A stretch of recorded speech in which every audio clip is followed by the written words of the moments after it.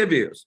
I consider it a great privilege today because we are starting a new series. I'm sure you guys, January we considered living a limitless life, and the feedback has been, amazing.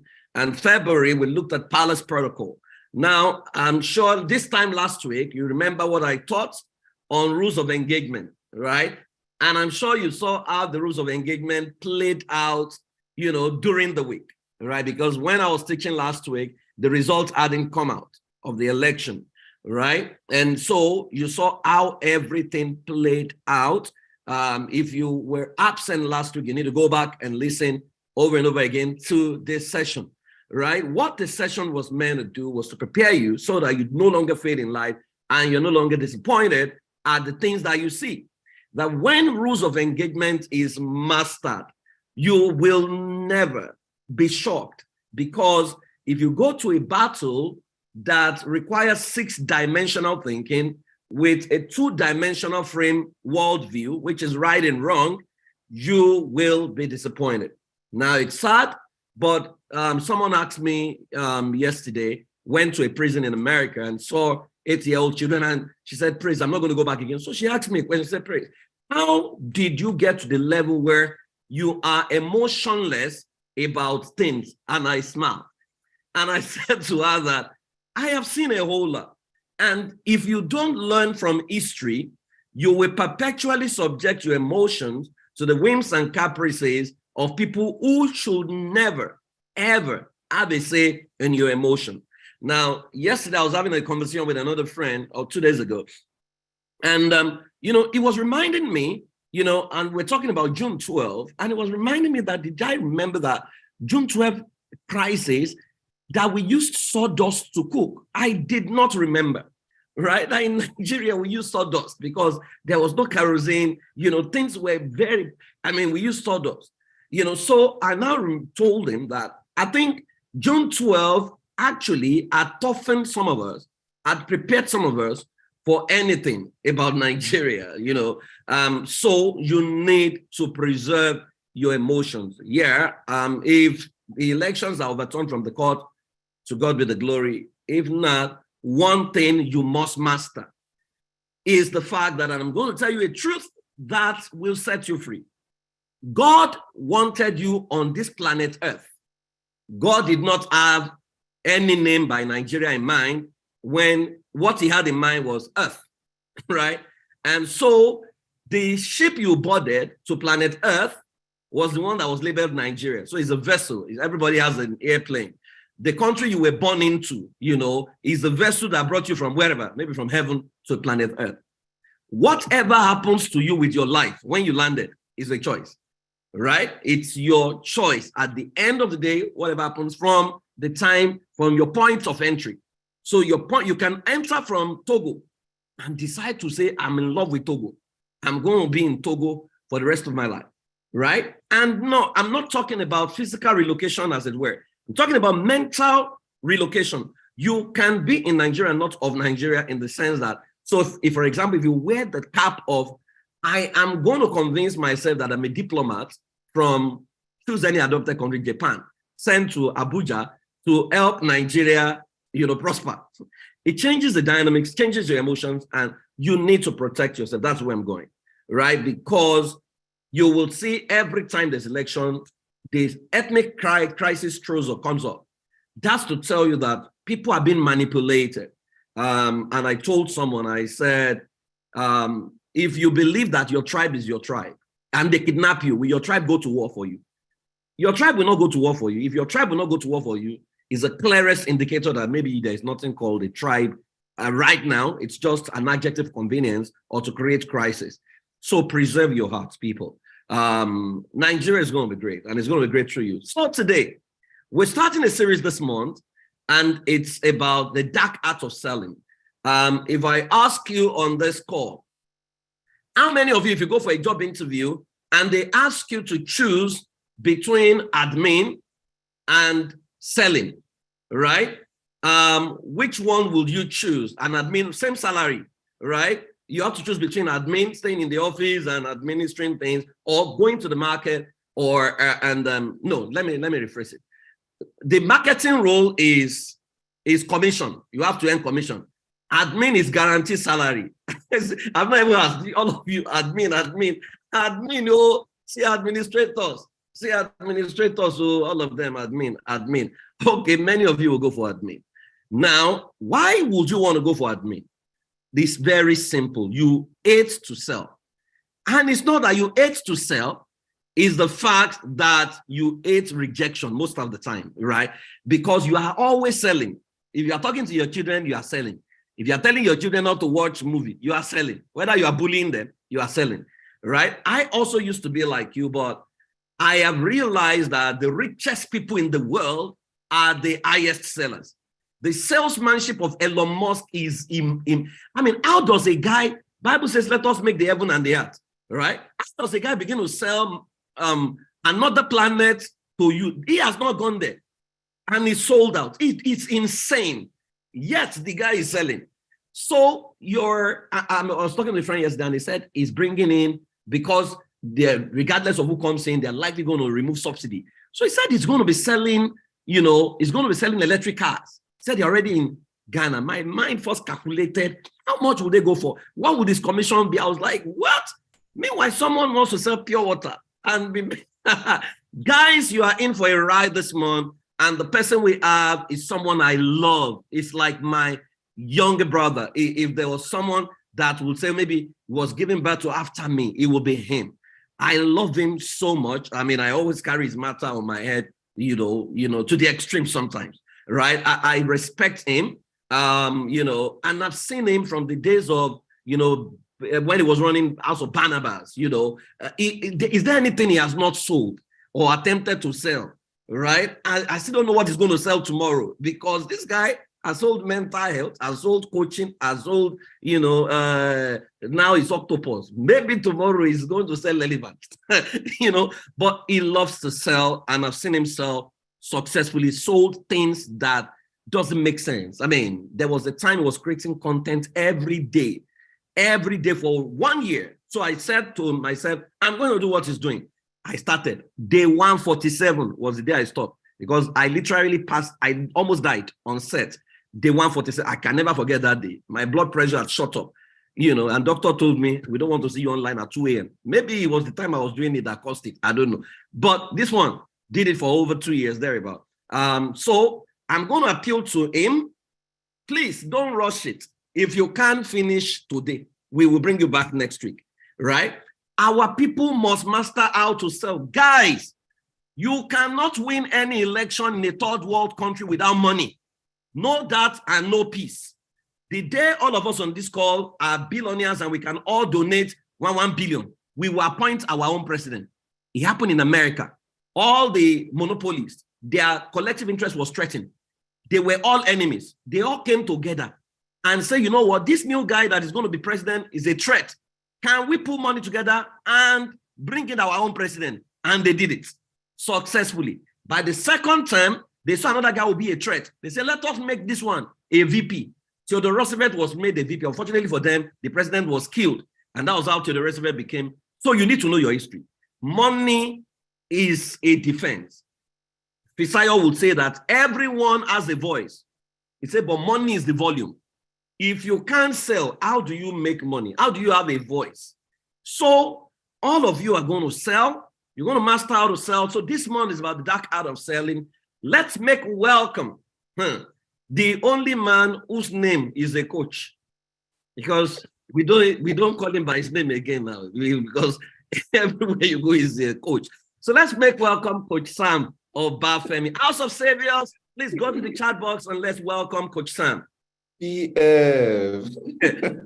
You are welcome, sir. Wow, thank you so much. You just got me laughing so much this afternoon. Good morning to you guys in the United States.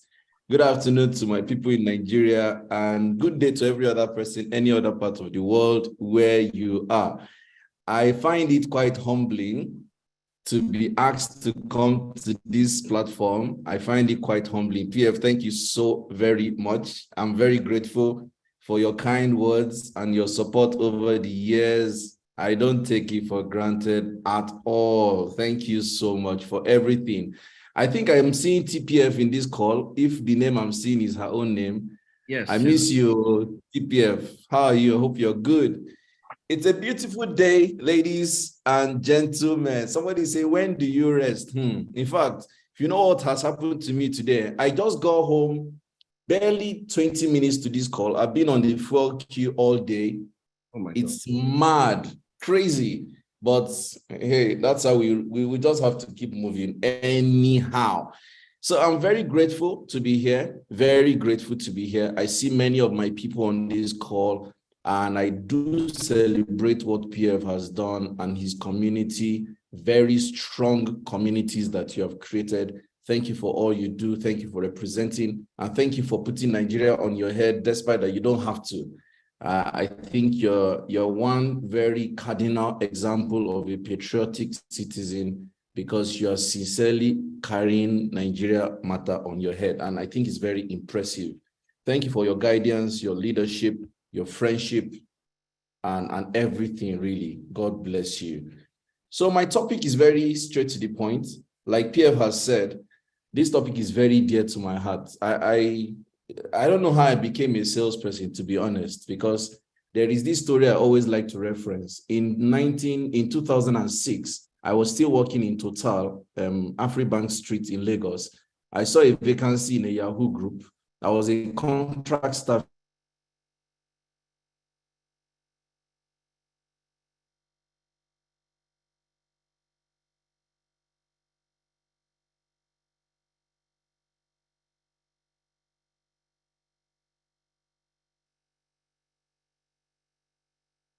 Can you hear Coach Sam?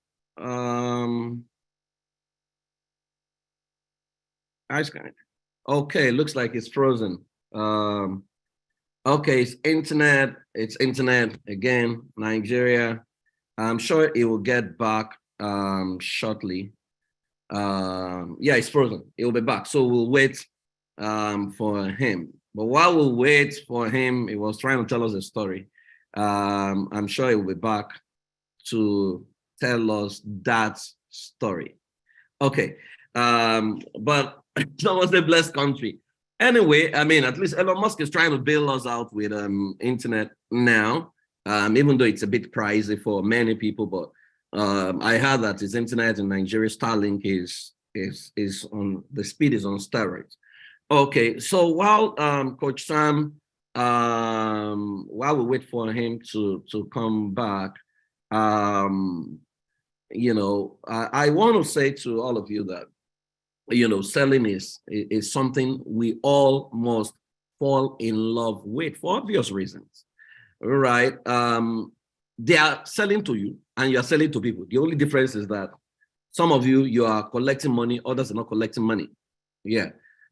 So if you want to have sex with your wife or with your partner, you are going to sell to them anyways, right? If they say no, you know, then you have not so successful. Okay, Coach Sam is back.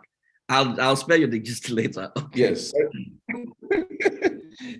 Thank you. Sorry about that. Network trim out. So I was talking about my example of marketing. So this man asked me when I went for the interview, he said, what if we wanted you to market some of our products? I did not let him finish. I hope you can hear me. Okay. Yes, we can. Okay, great. I did not let him finish asking. I said, I hate marketing. He said, oh, no, it's okay. I just wanted to just check. Before I got back to the office, I had received an email saying I got the job. I remember they asked me how much did I want to be paid. I said 54K a month. They offered me that same pay, but I declined the job. I declined the job because, just like many of you, I imagined that this man will force me to sell, and I don't want to sell. So how today I'm being referenced as somebody that sells everything, I think that it takes a couple of things that I'm going to share this afternoon, because like PF said, if you're not selling, almost poverty is staring you in the face. Like, you go, I don't even know the English to speak. You're going to hear it all. Let me tell you one story. I moved to Abuja 2011. I was based in Lagos. I moved to Abuja. I met one very beautiful, helpful woman. Her name is Bukola Shonibare, and she was very popular in this town. She was a very big brand, and I leveraged on her brand and friendship, and she introduced me to a lot of people. But because I was a very shy person, very self-conscious, very timid, people see me and they think I'm very sociable. I'm a very private person. In fact, somebody says I'm more active on social media than in person. And it's very interesting. So for 1 year plus, I was in this town. People knew me, but I was not marketing myself. I just felt people know me now. They know I be anger management guy. They know I be emotional intelligence guy. So they're supposed to be patronizing me. Guys, I was so broke. My children lost a whole term.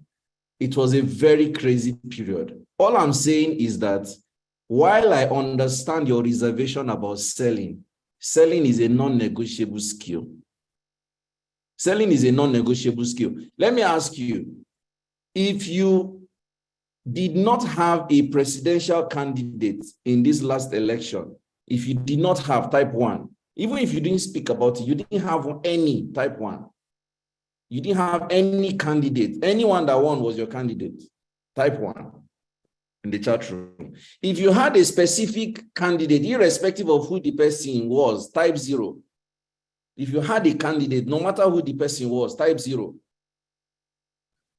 You had a candidate, type 0. Some people are typing 2. Me, I did not say 2 anywhere. If you had a specific candidate, it didn't matter who the candidate was, type 0. So, except for one person that typed 2, and I saw somebody type 1, everybody here had a candidate. Now, I want to ask you a question. Did you speak to at least one person about your candidate? At least one person. Did you have a conversation or shared your hopes? Or shared your challenges or whatever? Did you have at least conversation with at least one person? At least one person. At least some of us were even courageous to put our own on social media, but some of you, even if it's private. So, ladies and gentlemen, if you had a conversation with at least one person, you're a salesperson. You were selling your candidate. One of the things I learned in retrospect is that every man born of a woman, every human being that has blood in his vein is selling something. Every human being that has blood in his vein is selling something. You're either selling your church, your pastor, your car, your phone, your clothes, your jewelry, your hair, your contact lens, your buttocks, your chest, your anything. You're selling something. There's always something that you're communicating that people should buy. There's always a philosophy, an idea, an ideology, a conversation. You're always looking for someone to agree with you about something. Now, I noticed from experience, it's easier to sell what you are not personally going to gain from than sell what you need to gain from. It's easier to sell what you may not personally gain from, something that may not necessarily give you direct cash. For example, you could go to high heavens protecting your votes and selling your presidential candidate. You go to, in fact, as I'm here now, some of you are listening to me, it's likely that you'll start writing on your status, there's this guy, Kai, when he came to House of Saviors, he did this one. That guy was on point. You are selling me. Effortlessly, you will sell me. Effortlessly, you will sell PF. Effortlessly, you will sell House of Saviors, because it's not as if there's a direct cash coming to you. Maybe, maybe not. But when we now say that thing that is your own, sell it, now their problem will start. That is when you start hearing things like, I don't want people to see me finish. I don't want people to say I'm making too much noise. I don't want people to see me as a desperate person. I don't know, I'm just shy. I don't know how people will see it. I don't even know how to do it. You start hearing all kinds of excuses. But meanwhile, 99% of the people in this room may be members of what God cannot do does not exist. They will be sending me DM every day. Is it that Pastor Sam Oye or God cannot do does not exist, or there's this other one that they are always sending to me? Actively sharing it every day, which is a good thing. The question is, if you can carry another person's product on your head, what happened to you and your own product? So that is why this topic is very, very poignant. It's very, very, this topic is very, very key. And I'm going to be sharing some very interesting conversations because we have established if you are not selling, in fact, let me go tap into scripture. There's one parable in the Bible that I normally like to share with my community. Somewhere in Matthew 24, he says that there is a parable of talent. He says the master was going to travel and then he called his people. To one, he gave 5 talents and said, please, go and work this talent. To one, he gave 2 talents. To one, he gave 1 talent. Then the Bible says the man traveled for a long time and came back one day. When he came back, he now, guys, come and give account. Come on, let's do reconciliation. The guy he gave 5 talents said, Master, man, I'm so grateful for your trust. Thank you for all you do for me. Thank you for teaching me the ropes. Thank you for this. Thank you that I reproduced my talent 5 times. I reproduced it exactly what you gave me 5 times. The master said, wow, fantastic guy. I love it. Thank you very much. You will enter into the promise of your father. Go inside. The guy with 2 talents came, so will say, Master, thank you. Thank you so much. I did 100% conversion. I maximized my gift. I did this, I did that. Master said, correct guy, chop knuckle. You're too much. Oh, yeah, go inside. Then the one with 1 talent came and said, Master, say your matter hard.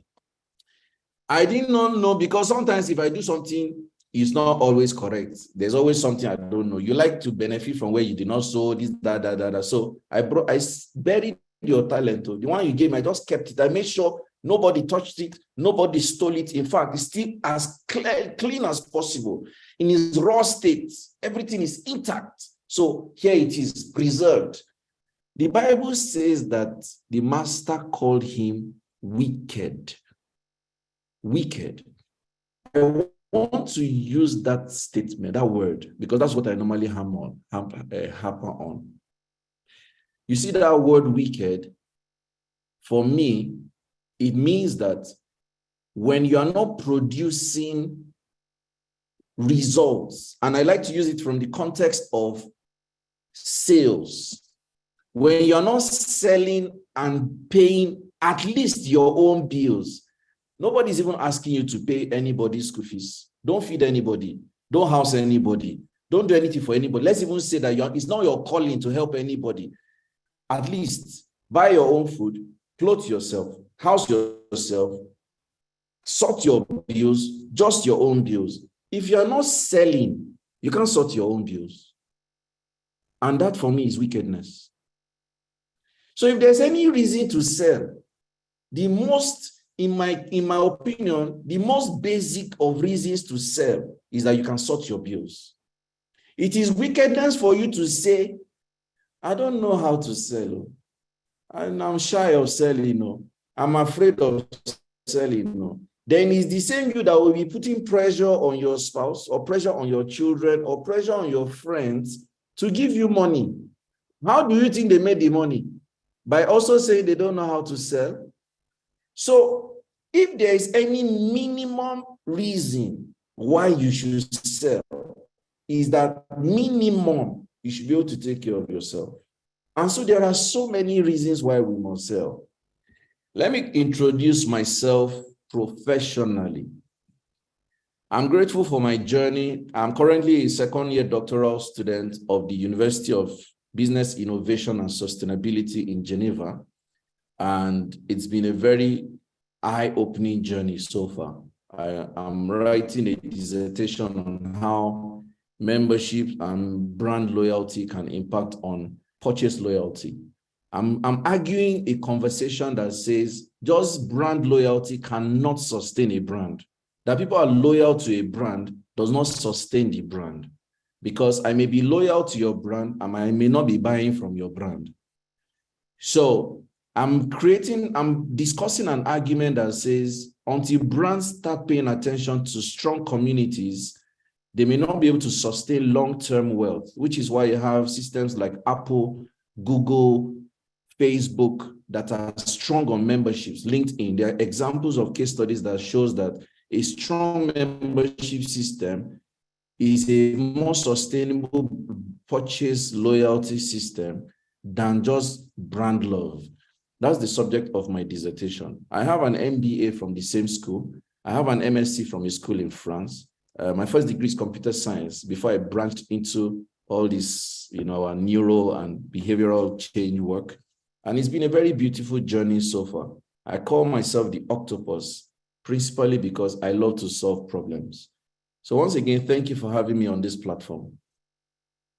Now, I have explained why selling matters, why you have to sell.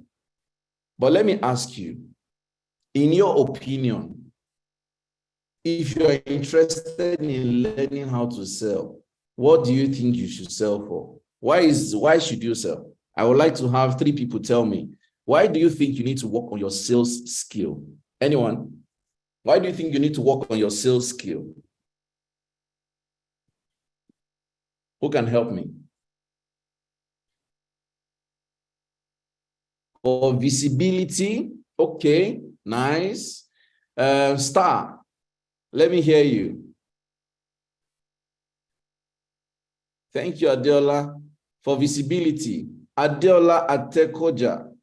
You may speak also if you want. Your hand is raised.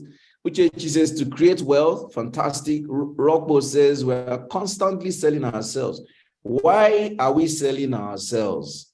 Olanike says to meet my numbers. Okay, beautiful, nice. Olanike says, okay, I have, Grace says for good opportunities. Christina says to get my product out. Okay. Steven says people and progress keep changing. Okay, people and progress. I don't get that very well. Grace says recognition and awareness. Mayenne says because I need to also occupy the marketing space to create wealth. John says to increase my earning power. Jimmy says to meet my basic needs. Oba says to banish Sakpa. Nice one. Mercy says to increase productivity because times are changing and we need to improve on our strategies. Otherwise, we may phase out. Nice. Princess, Mama, I see you. God bless you, ma. To avoid poverty. Adeola says for branding and good deals for financial profit. Says so that we are not wicked and not robbing the world of my expertise. Adewale says acceptability. Nene says to be known. Vicky to increase customer base. Jerry to increase our value before people. Fantastic. Jay says it's a life skill. Yes, so strong life skill and become an entrepreneur, etc. Okay, so I'm going to stop at this point. Good points, good reasons why we must sell. Okay, please let's make sure everybody's muted. Thank you. Reasons why we must sell. I just want you to remember something. The more money you make, the more change you can impact in the world. That's just logic. Many of us want to change the world. Many of us have a heart of philanthropy. Of course, for an average person raised in Nigeria, we always want to be religious about the giving and saving the world and helping everybody. We forget that is it not Yoruba people that say, oh, ni keke ihirere? It is money that is the vehicle of the gospel. You cannot change the world if you are not financially capable to change the world. And no matter how altruistic your language sounds, there's just a level that you cannot constantly depend on someone giving you money to change the world. So whether you look at it actively or passively, you must make money. You must make money. It is important to make money to take care of yourself. It is important to make money to change the world. That person you want to help, you need money. So we must constantly imagine why we have to sell. One of the cardinal points you must remember if you must sell is that it's not about you. If you're going to sell well, you must be able to come to that place where you say, This thing I'm selling is not necessarily about me. It's about the fact that I need this revenue to be able to do the next thing about changing the world. There are so many reasons why we want to change the world. Ladies and gentlemen, 2 emotions drive selling. If you're going to sell successfully, there are 2 emotions that you must embrace. You must attach yourself to, you must leverage, and you must amplify. 2 emotions. My friend, Steve Harris, many of you know him. One day he was doing, was it on Twitter or something? And I caught this statement. I loved it from that day. He said, if you must sell, one or more of the following emotions must happen. One or more of the following emotions must happen. Number 1, people must love to love you. Or, in other words, hate to hate you. That's the first thing. It's either people love you so much that they will buy anything you sell. Some of us have that small privilege. There are people in my circle or in my tribe and community, anything I announce, sometimes it looks like they're just helping the ministry, because sometimes you're even asking yourself, does this person even need this thing? But they will put their money in it. I remember one day in particular, a lady came into the group chat and she noticed people were saying, I've paid. And she sent money to the account and said, I've paid, though, even though I don't know what people were paying for. That I can't forget that day. It was like, wow, are you kidding me right now? You paid before I even tried to ask, what are we even paying for? It was, I will not forget that night on WhatsApp. I was like, wow. Some people just love to love you. You announce a coaching program, they are in. You announce a book you're writing, they are buying. You announce a prayer session, they are buying. You announce a deliverance session, they are buying. Anything you announce, they are following.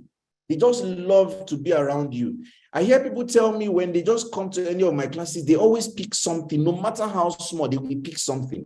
So they will rather pay to join the class, because even when they don't have their own specific problems met, they learn from the collective information that is being shared.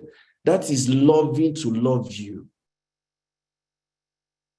That is one emotion that drives sale. If you are that person that has the grace of people loving you, you must leverage it. Some people just love to love you, and that is a plus you're selling. That emotion is very powerful. The second emotion that drives sales is that people must hate to love you. Some people hate your guts. I'm sure Praise Forward I'm sure he understands this a lot. Many people don't like his guts. Many people don't like the fact that this guy knows too much, because Praise Forward is a knowledge field marshal. I don't know how he does it. Jesus. Sometimes Praise will write something, I'm like, how this guy did think? So you cannot not just, you like him, you don't like him, you like him, no need. So some people find that they love Praise, but they hate that they love him. And they cannot, there's this, they say you cannot argue with results. So you may not like the person, but you cannot argue with their results. It drives sales. There are people, there's a lady on this call, I won't mention her name because she hates to be put in public. I have followed her business progress for 4 or 5 years now. The kind of leaps and bounds that her business is growing. Yesterday, she showed me a building they've been raising for less than 1 year. I just say, Kai. So people they get grace. And sometimes when she talks or when she shows up, people are like, this woman said, I beg, this one. And I will just smile. I say, you don't know what you're hating. You can't hate grace. So that's another emotion that people leverage on. Hatred is an emotion that people sell on. Whether you like it or not, people hate Bobrisky. But guys, the money where that guy, the Rick, from the publicity that he's putting himself on, you cannot do anything about it. So that's just the thing. There are two serious emotions that drive sales. Those two emotions are visibly in your face. One emotion that cannot drive sales for you is indifference. Ladies and gentlemen, if you are the type that says, I don't want to have any problem with anybody, let everybody just leave me as I am, I just want to stay in my lane, you will be broke. Oh. You cannot stay in your lane and make money from selling. You have to choose one. You have to choose to be a brand people love or choose to be a brand people hate. Principal, I was talking about Elon Musk earlier. Let me ask a question. Which of these two is the emotions people have towards Elon Musk? Is it love or hate? Please tell me. I want to know. Elon Musk, which is the most predominant emotion people have towards him? Is it love or hate? People hate Elon Musk. They don't like the guy, but the guy, they don't tire with the guy matter. Every day he will do something, you will his, but you are still buying. You are still following him. You are still checking him out. You are still checking him. You are still, whether you like it or, okay, when he said that the blue tick on Twitter will go for $8 or something. No, who the hell do you think you are? Something. Guess what? The shares of Twitter went up. The purchases went up. Number of people that bought the subscription went up. You hate him, you don't hate him, he's making money. This man, Mark Zuckerberg, what emotions do you think people have towards him? Love or hate? What emotions do people have towards Mark Zuckerberg? Love or hate? Rekia says love. People don't like Mark Zuckerberg. Oh, you stole our data. Oh, you this one. Oh, you that one. You know how many people are still joining Facebook? Oh my goodness. People are joining Facebook like crazy. That's just the way it is. But there are people that people love. Warren Buffett, people love him seriously. Will Smith, people love him seriously. There's a Washington, people love him seriously. The Google guys, people love them seriously, especially software developers. They love the Google guys. So, guys, all I'm trying to say here is that you cannot want to love selling and be afraid of being loved or hated. You have to pick your hustle. You cannot be too careful about what people feel about you and say you love selling. They don't go hand in hand. You must embrace the reality that people may love your brand or people will hate your brand, or both. A chunk of people may love your brand or love you because John Maxwell will say people will buy into you before they buy into what you do.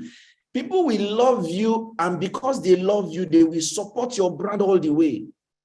And a good chunk of people will hate you, and guess what? Because they hate you, they make your brand popular. Mrs. Ibukun Awoshika, this morning in Fountain of Life Church, Mrs. Ibukun Awoshika, Pastor Ibukun Awoshika said something this morning. She said, hatred amplifies popularity. There's a way she put it. I may have forgotten the specific statement, but she said something like that. Hatred amplifies popularity or something. Let me tell you guys something that you may know. One major brand advertising strategy is controversy. I want you to write the word controversy in the chat room. Type the word controversy. I don't think I spelled it right. Controversy. Yes, I spelled it correctly. Controversy. Type the word controversy in the chat room. Controversy. Type it in the chat room. Fantastic.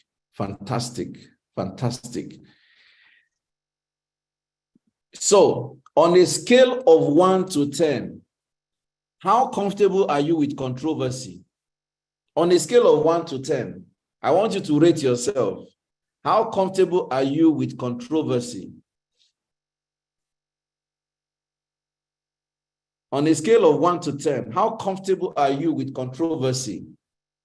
Fantastic. Fantastic. Fantastic. Fantastic. I'm seeing Nene says 0%. How comfortable are you with controversy on a scale of 1 to 10? Bookie says 0%. I'm loving the 0% people. That is a good indication of the emotion that you are comfortable with. The emotion you are comfortable with. So, ladies and gentlemen, if you scored towards, if your answer tilted towards 0, it means that you love to be loved as a brand. If your answer tended towards 10, it means that you're comfortable being hated. If your answer tended towards 0, you'll want to be a brand that is loved. If your answer tended towards 10, you are comfortable with hatred as a strategy. That is a sign. It's a sign of your current capacity. I call it current capacity because over time, people build competencies. Let me tell you my story. Principal Owen knows my story very well. I am a typical guy that hates to hurt anyone. I hate to offend anybody. That used to be me. I'm that typical guy that I would rather compromise, I would rather bottle it up, I would rather you will rub me off, I would rather you offend me, I would rather just for the peace, I don't want issue. Okay, just let's be fine. That used to be me. So if you ask me this question on a scale of 1 to 10, whether I caught hatred or not, the me of before, as at maybe 2015, 2016, maybe even 2017, I would say, 0, I beg, I don't want trouble. I just want to stay in my lane. I just want everybody to love me. I would like to be right in everybody's eyes. I would like to be correct in everybody's eyes. That used to be me. But over time, due to different evolving factors, I'm actually comfortable now with being controversial. Comfortable with you not liking me, comfortable with you not. I usually say, if you like me, it's good for you. If you don't like me, it's even better for you. Just go and take care of yourself. It's because over time, I have also evolved to understand that the market is so dynamic that you cannot have everyone loving you and not everybody will hate you. So I've grown that comfort zone. That's why I said at the moment, if you're tending towards a 0, you want to be a brand that is loved, and if you're tending towards 10, you're comfortable being a brand that is hated.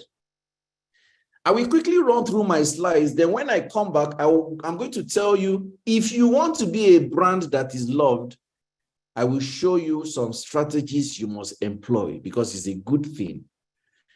If you're also comfortable being a brand that is hated, I'm going to show you some strategies that you should leverage because it's a good thing to not be loved.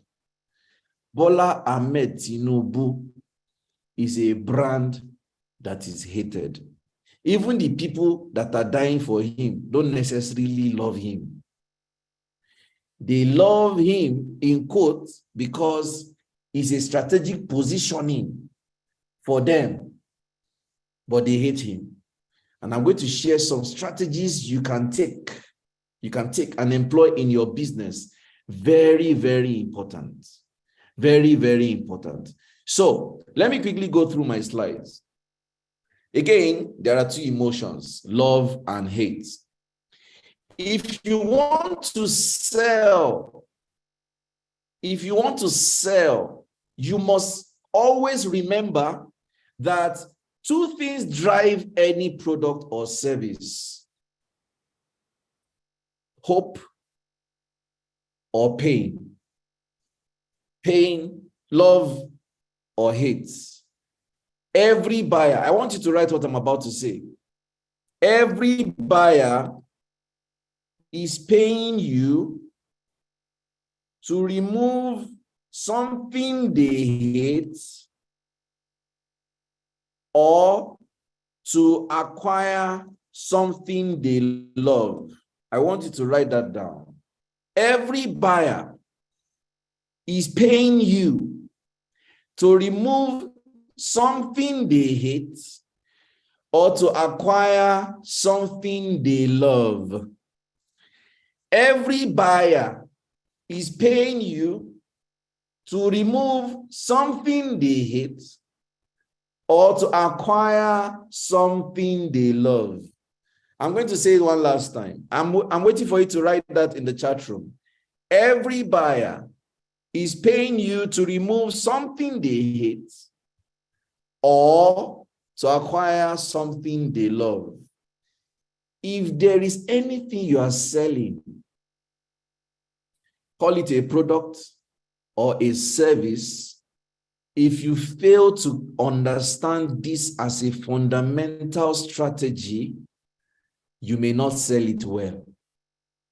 You may not sell it well. Let me tell you something that may shock you.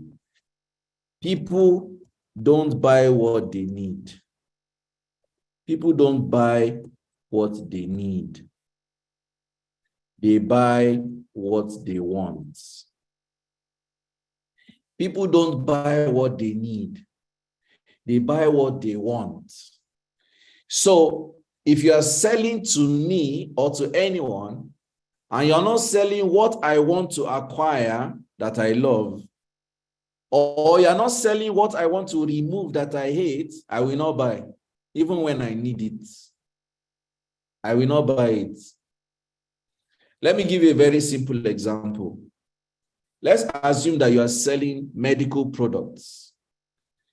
If you are selling medical products, I want, so that I can be sure we're together and you're listening to me, I want everybody in this room to type 1. If we are on the same page, type 1 in the chat room. I want to be sure we're together. If we're on the same page, type 1. I want to give an example. Fantastic. Thank you for the collaboration. So let's assume you're selling health products. Everybody, directly or indirectly, needs health products. In fact, let's say the health product you are selling is for diabetes. Harmony, which one be that? Say now 1, but my sister with me is eating chicken.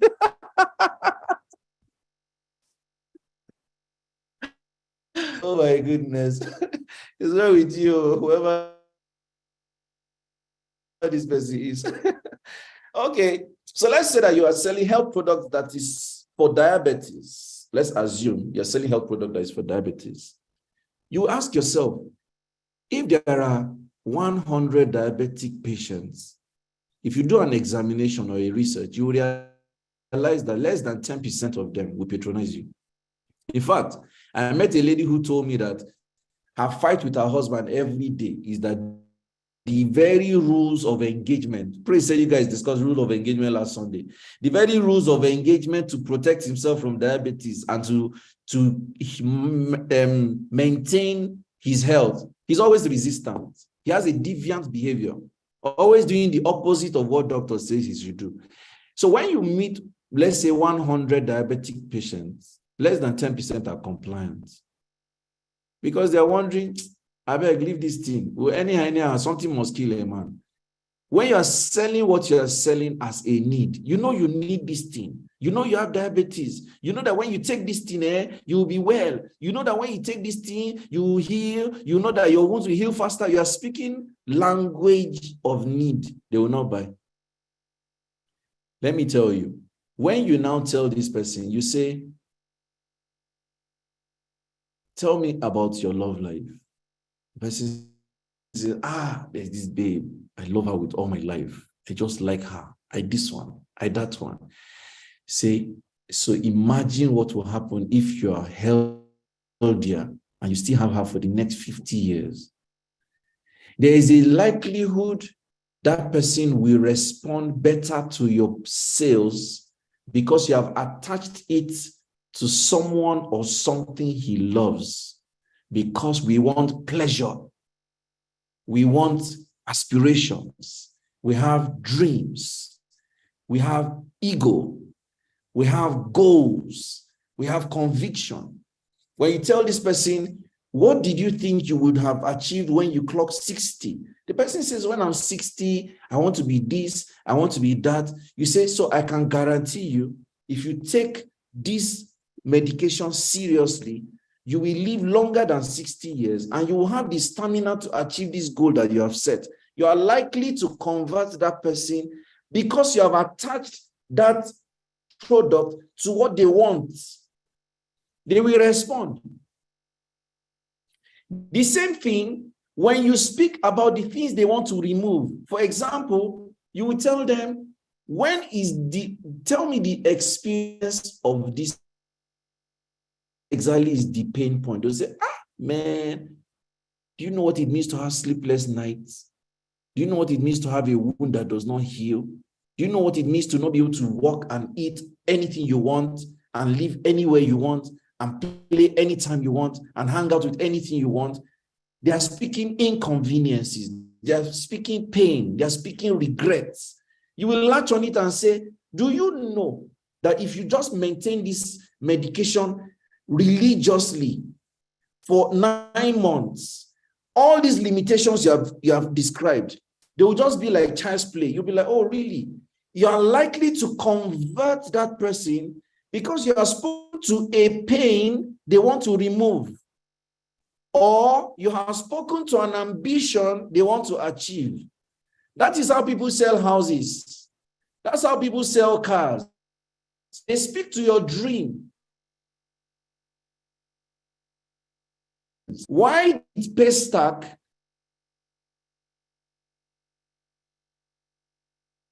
background was in e-commerce? My last place of employment was Value Card. InterSwitch used to be our rival, in quotes. I used to work for Value Card, and InterSwitch used to poach all our colleagues. And I remember that time when you want to do an integration with InterSwitch, they will collect 240K just to give you a link to integrate with them. Then you do all series of tests. You will come to their office. Wherever you are in the country, you must come to InterSwitch office. But when Paystack came, Paystack said, right in the comfort of your home, just go online, register an account, submit your document, they'll validate it, send you an email to say your CAC document has been validated, set up your account. Voila. Like, it removed all the bottlenecks. So when Paystack is communicating, they'll tell you, right in the comfort of your home, just do what you want. They have removed an inconvenience. That is how Paystack became a unicorn within time, because they had a massive market share and investors were attracted. Why did seller, within 1 calendar year, pay out commissions of over 1 billion naira to merchants? Simply because seller came to the market and said, anywhere you want to receive money, we can help you collect the money, whether it's in pounds or dollar, or anybody anywhere can buy your product and they can pay in their own currency. So you didn't need to send anybody your dollar account. You didn't need for somebody to do Western Union and all that. Just create the product, put the price, put it in the currency of the person buying, and then it drops in your wallet. You convert it to Naira. Everybody is happy. Convenience. Let me just let you know something. If you want to sell well, you must choose which of the emotions to trigger. If you want a person to behave in a particular way, you must trigger a particular emotion. I want you to write that down. If you want a person to behave, or let me say to respond in a particular way, you must trigger a particular emotion. If you want a person to respond in a particular way, you must trigger a particular emotion. So ladies and gentlemen, if you want somebody to buy from you, the following emotions are important. It's either emotions of love, what they love to acquire, or emotions of hate, what they hate to acquire, what they love to let go of, what they want to remove. What are the emotions they want to acquire? Speak to their hope. Speak to their ambition. If you're a coach here and you want somebody to pay for coaching, you need to go into their mind and imagine what they hope to become, hope to achieve, hope to establish, hope to whatever. Speak to that hope. Speak to that ambition. Speak to that pleasure. Speak to that promise. Speak to that dream. Speak to that goal. Speak to that emotion. Speak to that conviction. If all you do is study how to speak to people's positive ambitions, they will respond to you. If you want to help make people buy from you, you must also speak to the things they want to remove. Help them remove their pain, help them remove their inconveniences, help them remove their lack, help them remove their fears, help them remove their limitations, their negative histories, traumas, baggage, and suspicions. If your product, if your communication speaks to these emotions, you will see higher response.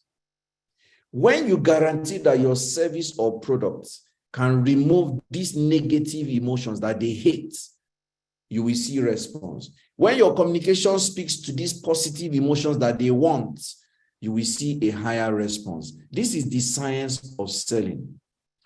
Every living being, every living human being living anywhere on earth is subject to these elements.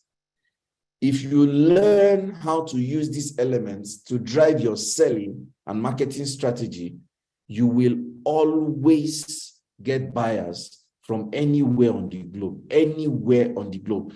All human beings that have blood in their body respond to these emotions. And if you can just keep your language that simple, you realize that you're going to be selling. There are 2 books I want to quickly recommend before I share the strategy on love or hate. 2 books. Just take a screenshot of what you see on the screen. These 2 books will go a long way to help you. The first book is Fortune Cookie Principle, the Fortune Cookie Principle. If you see, one of the blogs of this book is by Seth Godin, and he's the author of the second book I'm promoting. The second book is All Marketers Are Storytellers, or All Marketers Are Liars. So if you want to learn how to communicate the language of love or hate, which is very important for you to sell, these 2 books are very critical for you to read and maximize the learnings from them. Very, very helpful. So let me ask one last question. You can see my screen. Who else cannot see my screen? Let me be sure.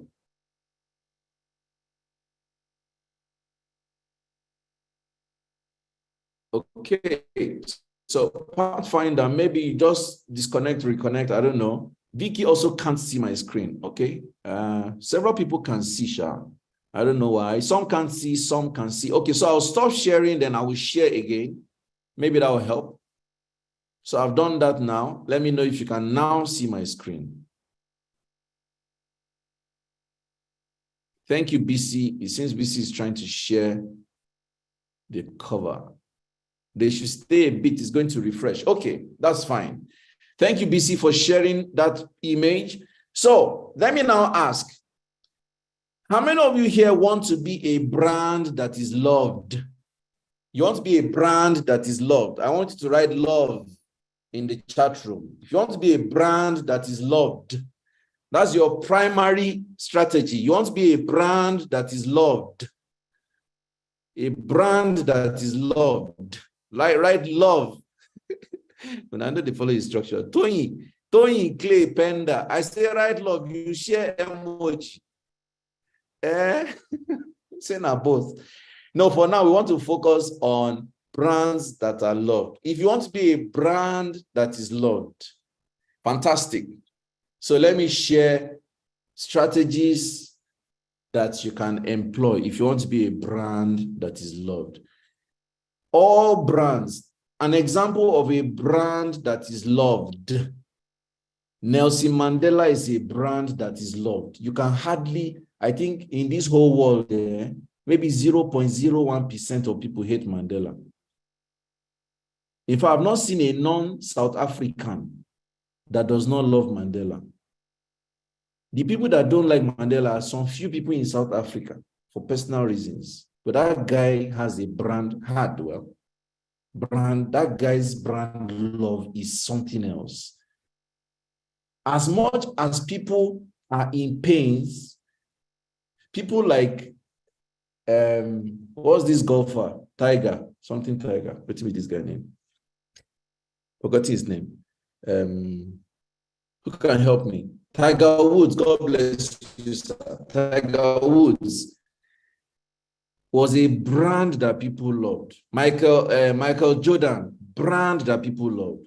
This current guy, King James of the NBA, brand that people love. Peter Obi, if you say so, I agree with you, brand that people love. Apple as a brand, people love Apple brand. There are brands that are loved. You can hardly see anything associated with hatred with their name. Hardly. Why is this so? Number one, any brand that is people-centric, you are solving direct people problem, you're going to be loved. People-centric. You are not saying it. You're actually doing it. It's not that you are writing that, we help people, we support people, we are there for them. No, people actually see and experience that you are all about solving people's problems. You'll be loved naturally. Is one thing that works. That's number one. Number two, brands that are loved are altruistic. They have a very strong CSR model, CSR strategy. Strong CSR strategy. They are always having programs or initiatives or partnerships where they are going all out to help people intentionally. CSR means corporate social responsibility. Corporate social responsibility, CSR. CSR. Corporate social responsibility, CSR. So if you want to be a brand that is loved, you need to demonstrate over time that as you are making money, the society is gaining back from you. And you're not doing it because you want to be getting profit. You're doing it because you love people. There are brands that give to people, but people know that this one, we just they look, you just they deceive yourself. Let me tell you something. Do you know that the late TB Joshua was a strong brand that was loved? Despite all the propaganda against TB Joshua, people loved him. Do you know why? CSR. The guy was genuinely caring for human beings. Genuinely. You cannot take it away from TB Joshua. He was a genuinely loving man. So, even those that hated him, they hated to love him. They could not argue with his results. They didn't like his person because of the propaganda, but the more people studied him, they stopped hating him. That's the funny thing. Everyone that studied TB Joshua became a lover of TB Joshua. Those that hated him did not study him. Go and check it. Just go and check it. If you just do a small survey of the people that hate TB Joshua, is the things they read about, maybe the diabolic things people said about what he does, which nobody can prove. I never met him in my lifetime, so it's not like I'm speaking from a place of I know him. But as a businessman, I study models. So if you want to be a brand that is loved, there has to be a genuine intention to uplift people. It will naturally translate for you. Love is very key. Now, brand love has nothing to do with price, because some people will say costly brands are not liked, cheap brands. Apple is a very costly brand, we know. Mercedes is a very costly brand, we know. So it's not even a function of price. So most times, brand love is directly proportional to people love. Brand love is directly proportional to people love. But guess what? One of the things that makes brand love possible is that you yourself, as the owner of the brand or as a personal brand, you must love people. You must demonstrate that you genuinely love to associate with people. You must genuinely demonstrate that you love to help people. You are accessible. Let me write the attributes. Accessibility. If people cannot relate with you, you cannot be loved. Accessibility, that is, you are accessible. Number two, you are genuinely a giver. That means helping people. That's what brand love does. Then 3, your product fix human problems. These 3 points, I'll leave it at these 3 points because of time, genuinely drive brand love. What drives brand hatred? I'm sure you know more than I do.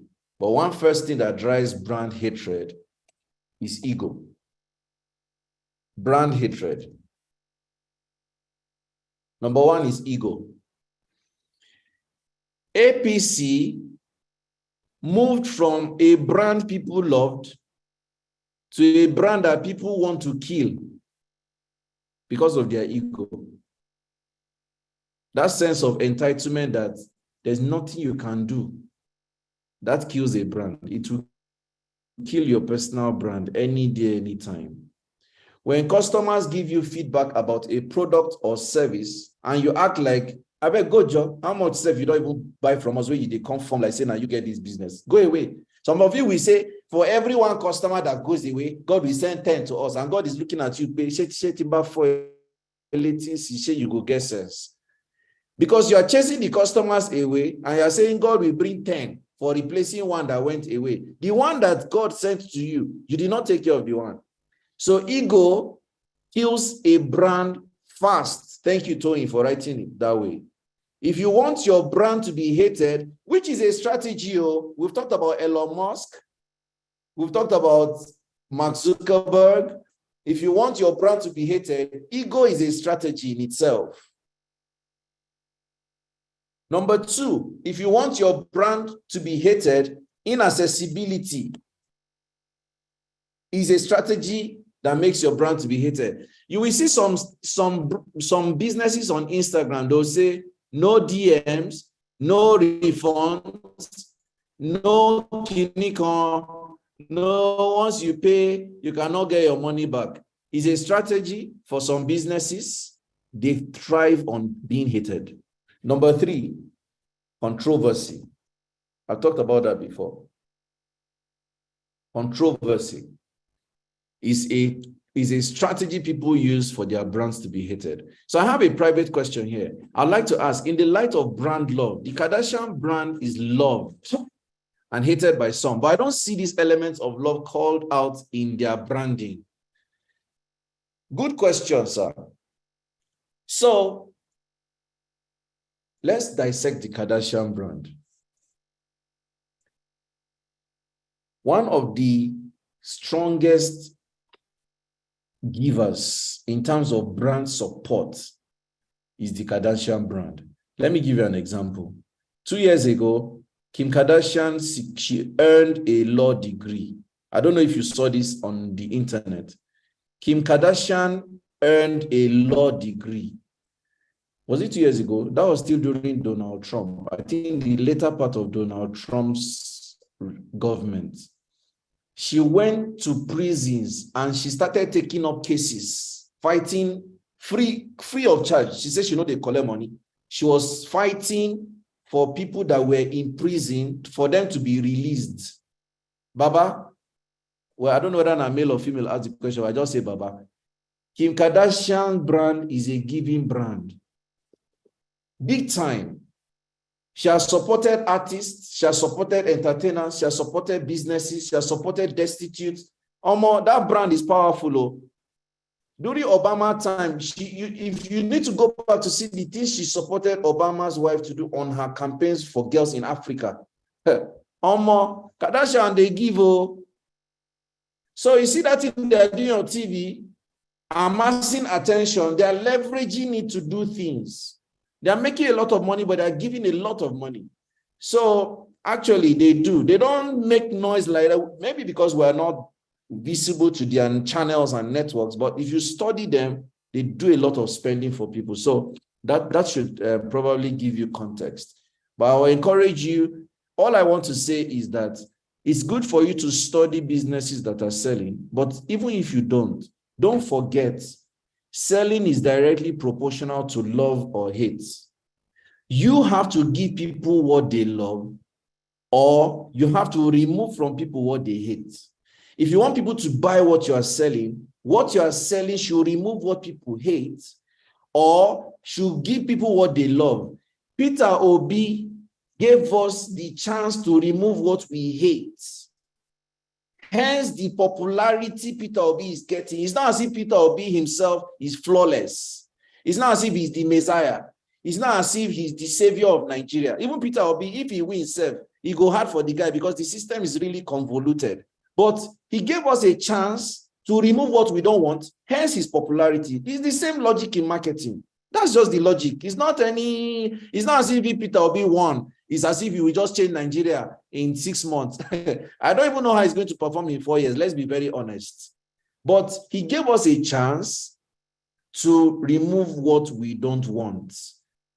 And that's the way it works. So in your marketing, give the customer the room to either get what they want or remove what they don't want. If you can do that, you'll be very, very fine. One emotion you don't want your brand to be associated with is indifference.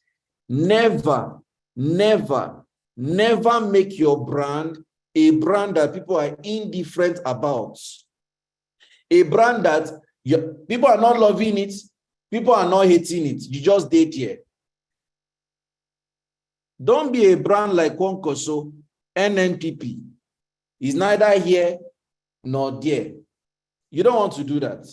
You want to be a brand that people either hate or people love. Very, very important. So this brings me to the close of my talk. I think I can take 1 or 2 questions, direct questions if possible.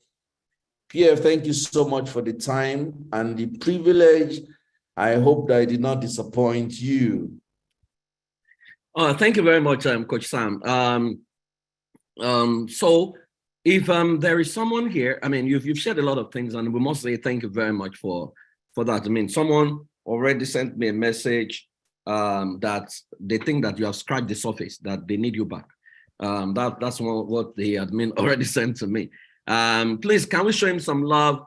Can we show him some love?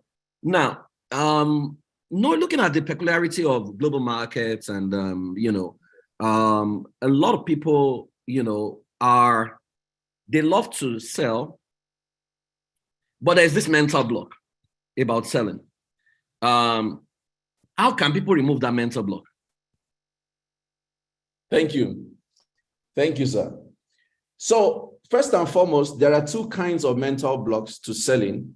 The first one is just that ignorance. That's no attempt at learning how to sell. Because sometimes people think that selling is some scientific, something that has to be rocket science. So I'll say the first level of block is, what have you even trained yourself in? There was a video that was playing when we joined at the beginning, and the man was saying, whatever you give your attention to, energy will go there. And that's just the way it works. Energy goes in the direction of whatever you give attention.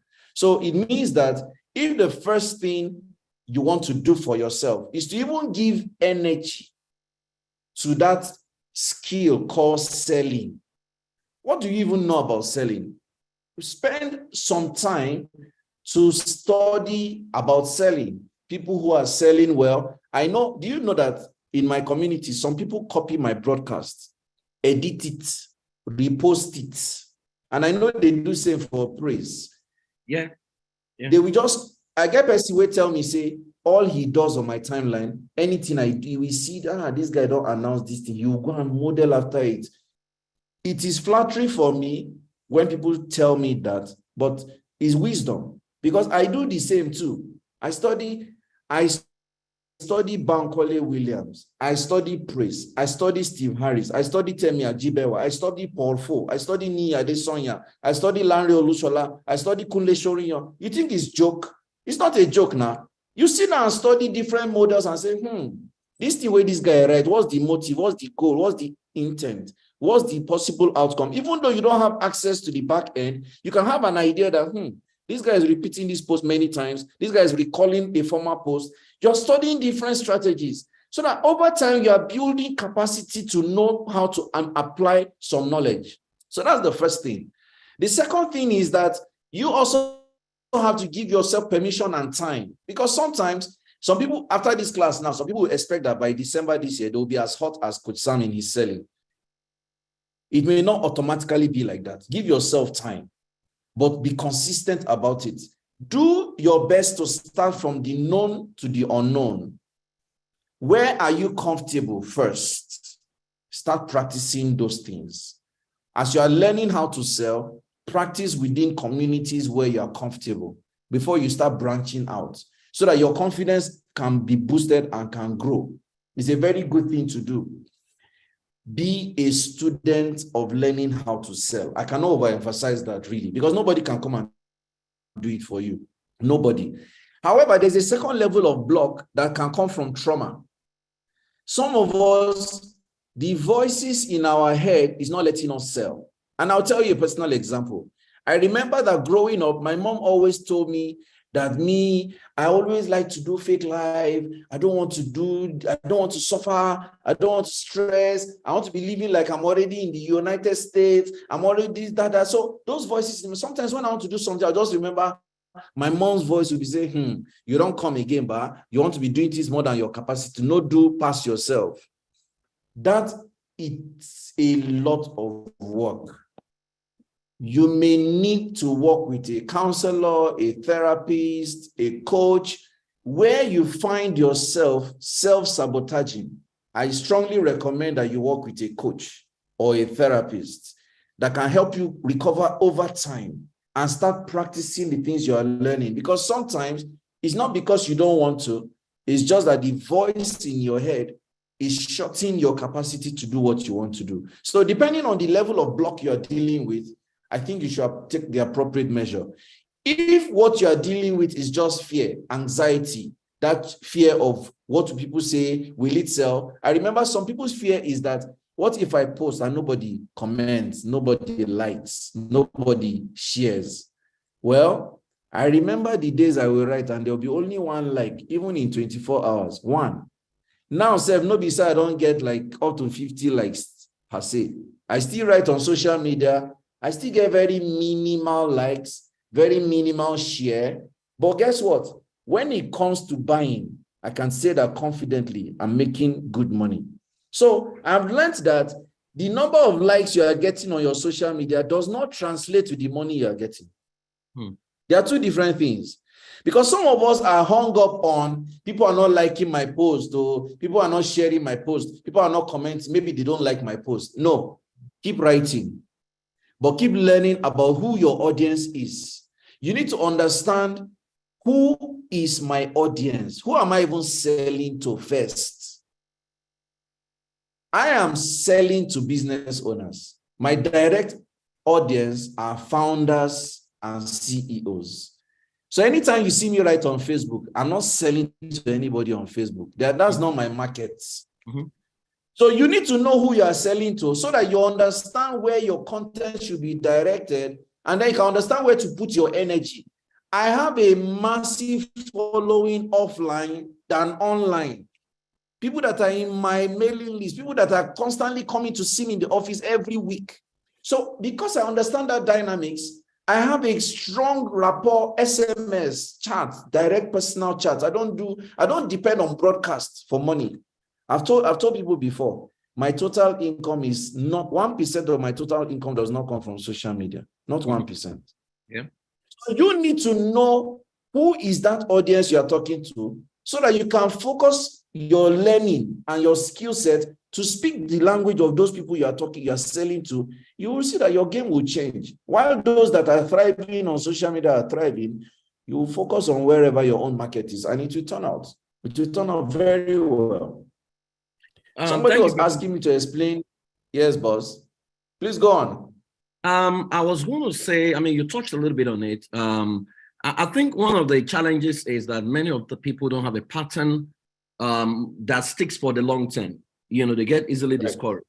Like you rightly said, I remember my broadcast started from the days of BlackBerry. Every day. Right. Every Yes. day. I wrote for 10 straight years, and sometimes I don't even care whether people do likes or, up to now, I tell people, I don't know how the people following me on Instagram, I don't know how they are following me. I don't know. The back end of the, what's it called now? There's a name for it, of that social media back end. I don't understand. Yes. Till tomorrow. So those when I see them, in fact, I think it was Timmy that said, I mentioned that, maybe I have 38,000. No, he said, no, you have 40 something. I said, really? I don't check those things. Right. Now, how can people stick in when it looks like, because someone is going to go out tomorrow, and is going to talk to 5 people and is going to get a no, right? Yes. And it's going to become discouraged because they often equate a no to you are. So it's almost they take your stupid product out of me. They can't separate the product from themselves. So what they hear is you are very stupid. And, so the ego in them gets activated. So how can you address people who are likely going to give up after they get a few rejection, and the need for people to actually stick in there till it works? Awesome. Thank you very much, boss. You see, no, it's a good thing for you to take a personal journey of embracing no. It's very important because the number of no's you will still get in this lifetime, there are still plenty. So it is important to start learning how to be comfortable with no. And I'm happy because I can say this now. I wasn't like this before, honestly. No is a painful thing to hear, but it's a courage builder if you are open-minded. My friend Isaac Onoja will say, no means I want more information. The information you shared may not have hit the right spot. So recalibrate and share the information in another way. I've talked about love and hate. Maybe you're speaking indifference to the person and they're not connecting. What does that person want? How can you speak it? Or what does that person want to remove? How can you speak it? No is a constant experience we must get comfortable with. We cannot not say that as often as possible. I want to encourage you that while you may not have the confidence to constantly take no, it is important for you to know that no is part of the journey. And when is the best time to quit selling? The best time to quit selling is when you have decided that you want to be poor. That's just your best time to quit selling. You quit selling when you say, you know what, I'm ready to be poor. So once again, find your, what we call coalition of the willing. The coalition of the willing means that there are some people that have given you a yes. There is this philosophy I share with my community. I say, if one person buys, then 100,000 people can buy. If one person buys from you, it is a sign that 100,000 people can buy. So what your goal should be is to find that first buyer. When that first buyer pays, you now ask yourself, what is the avatar? What's the profile of this first buyer? Just look for their type and start amplifying the message, You will notice that you will just see a traffic of buyers of their type. So when your goal, anytime you announce a product or a service, your first goal is to get a first buyer. When you get a first buyer, look back at this person that bought. Who is this person? What is their type? What do they do? What don't they do? What do they likely want? What don't they likely want? Which is why KYC is very key. Knowing your customer and engaging them, befriending your buyer is very good for you. I will not lie. That's why I'm very strong on membership system. Don't just say somebody bought, you don't know the person, you are not engaging the person. You just say, thank God they bought. Thank God somebody bought today. And then you are waiting for the person to buy another day. You don't know them. You've not built a relationship with them. You're not building rapport. You just think that is a fluke. No, befriend the person. Oh, thank you for buying this product. When you use it, let us know how it works for you. What did you like? What didn't you like? Where are you coming from? What do you do? How are you enjoying it? Why did you buy it? What was the motivation? How did you find us? When you ask this important information, it will give you some perspective that, okay, this person found us on Instagram, which means we are visible on Instagram. This person said he bought because, that means there are a sample of people that buy because. You cannot expand that because, plus or minus. It will give you more perspective about the nature of your buyers. Guess what? When you know the nature of your buyers, that's content. You start writing content to speak to that nature. Somebody tells you, I bought this because I'm preparing to take my child to boarding school in September. So I'm preparing my capacity to be a parent when the child is in boarding school. That's the nature. Guess what? Your next post will be, if you know your child is going to boarding school next September and you want to build capacity for that child so that this will happen and that will not happen, this is the product for you. You will be surprised that 15 new buyers will say, hey, wow, I didn't even see it this way. All the while you're marketing this thing, I didn't see it like that. When I started selling my product on community management, one CEO came and said, do you know that, Sam, until you started selling this thing, I didn't even see that we needed this thing. They sent 3 people to come and train on community management in my course. Sometimes when you don't speak contextual language, people are in that vague place that is abstract. So you need to befriend your buyers, because the more you befriend your buyers, the more context you will get. The more context you get, the more content you can write. The more content you are writing, the more buyers you will get. This way, you can avoid that discouragement that nobody is coming, nobody is buying. Somebody will even come to your DM and ask questions, and you just treat them shabbily, like, okay, if you're not buying, go away. You have no idea. You're supposed to befriend them and say, okay, oh yeah, you're interested in this. Tell me about yourself. Why do you want this? What can I do for you? How can I help you buy it? Do you know that making a loss on a first buyer is making a profit on other buyers like their type? But some of you want to make profit from the first buyer. You want to slam all the cost on the first buyer because you must make your money. It's not like that. Somebody comes to make inquiries, ask as much questions as possible, like where they are coming from, how they found you, what they want to buy for, how it's going to be useful to them, what else do they want, how else can you help them? As you're asking these questions, guess what? You are getting more information that increases the content you can write. Context-specific content. Let me write that. Context-specific content is very helpful for marketing. Context-specific content. But you cannot get context if you don't befriend your buyer. That is the answer I have to give you. It's very important. Thank you very much, Coach. I'll ask one more final question. Now, I'm going to recommend a movie. I think that's the best sales movie I have seen. It has a lot of sex in the movie, but the title of the movie is The Wolf of Wall Street.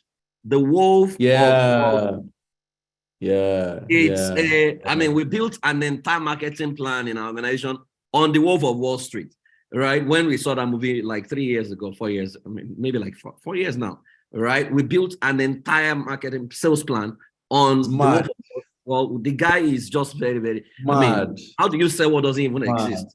You know, so I recommend that you watch it. Now, Coach Sam, I'm going to ask a final question. Yes. Someone said that that many people love the crowd, but they don't love people. And that the best brands in the world love people. Yes. And it went further to show a graph that I saw. It was a research that was done. They were trying to place African companies versus global brands. And what they found was that the mission statement of global brands has love element and people element in it. So Google says that to make the world's, to organize the world's information and make it accessible. Walmart says to make affordable to the poor what the rich can eat, right? Yes. And so there's element of love. There's no protocol. Yes. Now when they get to African brands, what they find is a selfish end to become the most impactful, to become the biggest, the largest, the number one in the market. It has no people element. Now, yes. What is the place of love in selling out? Because a lot of people I was teaching someone, one of the people in my community on love, because she's someone who sells a lot. So I said, I perceive that if you had love to what you're doing, it will change the dynamics. And yesterday we were having a conversation, said, you don't know what this has done for me. You don't know how much I am doing now and how effortless life has become. So I want you to speak to that. That will be my final question. Yes. PF, thank you for this question, to be honest, because I see a lot of our contemporaries who are very aggressive in their sales, but you can tell that there's no interpersonal concern about the market. And the difference between a great product or a great company and a company that could have been great is this word love. We've already established that a brand that loves is particular about the people it serves, is particular about giving to the people it serves, and is particular about demonstrating that it cares about the people. I don't think that a brand is sustainable, long-term, transgenerational, if there is no love. So I totally agree with you. Love drives great brands. In fact, one of the reasons why people will go to any extent for a brand, including their staff, is love. You will see a business that is not doing well and the staff will stay. Look at a brand like Starbucks. One of the reasons why Starbucks is successful today, despite the economic downturns, despite the succession planning failures, is because the brand has demonstrated that it loves people genuinely. Starbucks is a love brand. So even when they missed it in corporate governance, they didn't collapse. One of the reasons why Google today, no matter how many brands try to compete against Google, Google will still be in front, is because Google's model is that of giving. Google was the one that started Android open source for software developers. When Nokia was refusing to open their software for developers to leverage, Google opened their software. That was what gave birth to Android that sent Nokia packing. So if a business is going to succeed, you have to demonstrate that you care about the well-being of people, you care about their success, you care about their health, you care about their financing, you care about their everything, their family. It's very, very important. One of the models I learned in my MBA is called the socially complex business model. And I'm going to end on that note. The socially complex business model says that a business that pays attention to her staff and the loved ones of her staff can never die. Socially complex business model. So you see a CEO is involved with his staff and cares about the staff's spouse, cares about the staff's children, cares about the parent. Nothing concerns you on a good day, but you know that the more my staff is happy and stable, the better for me. Those kind of businesses don't die because if the business, there is a business we did a case study of, I hope I can remember the name. They said the business filed for bankruptcy. The community where the business was hosted, they gathered money for them and said, you cannot die. This business cannot die. I can't remember the name of the brand, but I'm sure if you Google it, you probably find the name. They filed for bankruptcy, but because they were a brand that loved people, the community gathered money and said, this brand must survive. Is there any other statement bigger than that? So I want to charge everyone here. Selling is a good thing, but one thing that can guarantee that you will sell is love. If you're a brand that is loved, you will sell constantly. Like I told you, in my community, people go all the way to pay for things that I've not even announced. Like, it's just crazy. So please, it's a very good question, and I totally embrace it. Thank you for asking that question, boss. Thank you very much, Coach Sam. Please, can we show him some love? We would like to have him back sometime soon. Thank you, Coach Sam. God bless you. Thanks for blessing us. I mean, how you do many of the things you do, how you do your PhD and go to school. Maybe I need laying of hands, so that I can receive that power to go to school and go and end my PhD. I've been doing it since forever. Thanks so much. We are really, really blessed. Please make sure you sleep. Make sure you sleep. That's my own sales pitch to you. You need to sleep more. Thank you very much. God bless you. God bless you. Thanks, everyone. I'm really grateful. God bless you all. Thank you. Yeah, thank you. Most